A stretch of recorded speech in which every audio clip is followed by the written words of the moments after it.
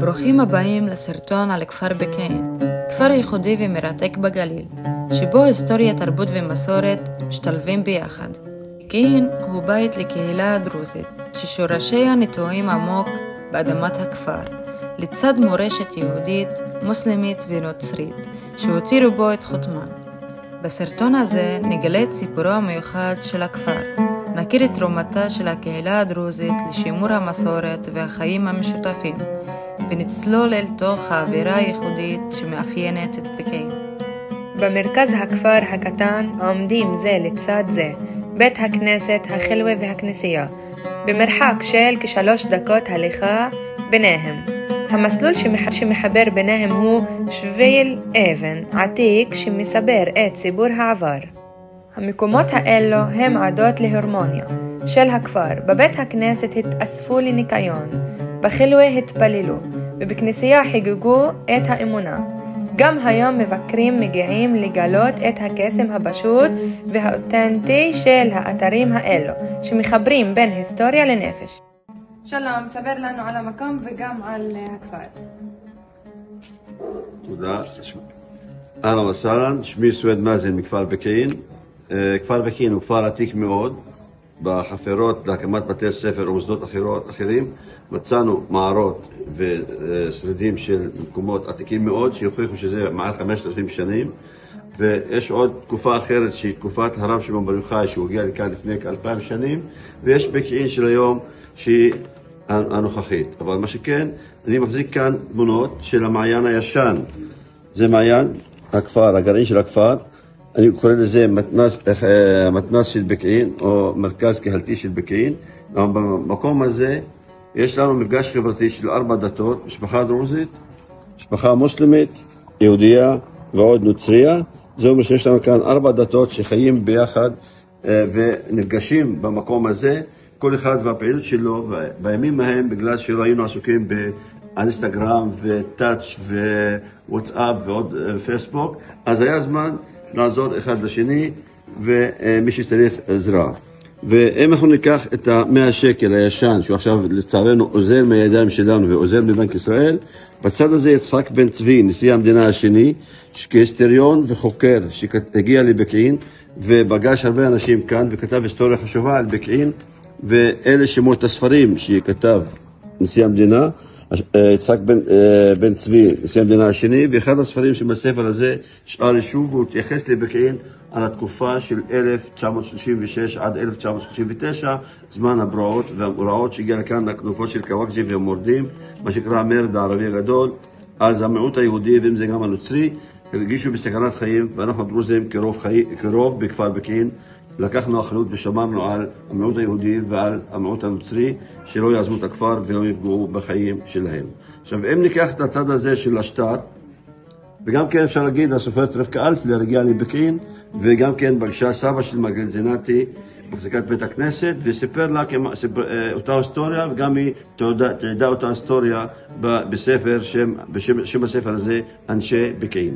עכשיו, אם ניקח את השטר של 100 שקל בצד הזה, בחלק העליון, איפה שהיא מצביע כאן, יש ברקע עלים.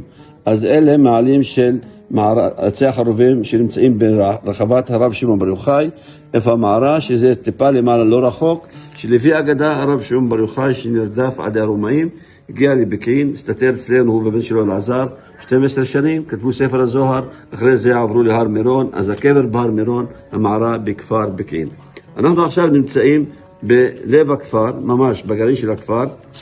אם ניקח החלק האמצעי של השטר, מה שיש כאן, אפשר לראות את הבית הזה, 3 הקשתות. עוד מעט שנרד לחצר המעיין, נראה שזה אותו בית שהוא קיים כאן.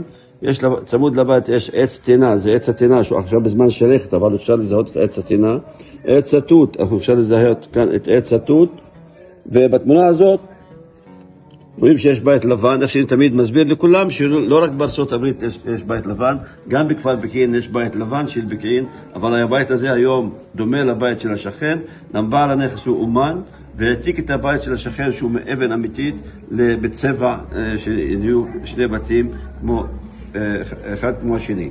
החלק התחתון של השטר, אפשר לראות כאן חלון ודלת, שזה בית הכנסת העתיק של כפר בקיעין. זה החלון, וזה הדלת שאפשר להיכנס לבית הכנסת העתיק. אז כל השטר של 100 שקל מוקדש לכפר פקיעין, שהוא שיעור בהיסטוריה, שיעור בגיאוגרפיה, בשביל להחכים וללמוד על פקיעין ועל החיים משותפים בין 4 דתות בכפר פקיעין. עכשיו, פקיעין 6,000 תושבים בערך, יש לנו, אנחנו הדרוזים 80%, 19% נוצרים, 1% שאר האוכלוסייה, ואנחנו הדרוזים כרוב מוחץ בכפר פקיעין. חובתנו לשמור על פקיעין, 4 דתות, שכן ליד שכן, לשתות מאותו מעיין, כמו שראינו בתמונה בשנות ה-60 וה-70, שעדיין זה אותו דבר, בשביל שנהיה דוגמה חיובית, לא רק לישראלים נחמדים ונחמדות ואחרים שמבקרים בכפר פקיעין, שילמדו ויחכימו שאפשר לחיות ביחד 4 דתות, שכן ליד שכן, לשתות מאותו מעיין ולעזור אחד לשני. אז תודה לך. בכיף. כשמגיעים לבקעה, במיוחד מעיין העין, נמצא שם הרבה מקומות אוכל. בין המקומות האלו אפשר למצוא גם פיתה דרוזית. נייפה, אפשר להגיע למקום כזה ולא לאכול פיתה דרוזית? ברור שלא. מה שמייחד את המקום, במיוחד מעיין העין, זה שיש בו אוכל מסורתי ואותנטי, מאכלים ישנים שמזכירים את הטעמים של פעם. בנוסף, יש שם דוכנים פשוטים שאנשים יכולים לקנות מהם דברים שונים, והמקום מושך אליו הרבה מבקרים. כשהסתובבנו באזור שמנו לב למשהו מיוחד מראה נסתרת, שלא ראינו קודם. החלטנו להיכנס ולגלות מה זה בדיוק. במקרה מצאנו שם רב מקומי שידע לספר לנו על המערה, והוא התחיל להסביר לנו את כל הסיפור המעניין שלה. לפי המסורת שלנו, זה מערה שבו התחבא רבי שמעון בר יוחאי במשך 13 שנה מהרומאים. הרומאים רצו להרוג אותו, ואז הוא התחבא פה עם הבן שלו בתוך המערה. 13 שנה, נהיה לו נס, צמח עץ של חרובים, נבקע מעיין של מים, אז הוא אכל חרובים, שתה מים מהמעיין. זה המעיין שעובד דרך מרכז הכפר למטה. זה אותו מעיין שמתחיל פה.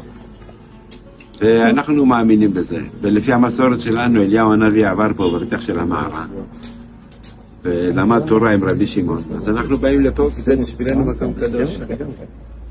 מדהים. הלוואי שנשמע בקרוב בשורות טובות על החטופים ושיחזרו לארצם בריאים ושלמים. הלב שלי איתכם, ואני מקווה שהחזרה שלכם תהיה בקרוב ושהיא תביא רק טוב ושלום.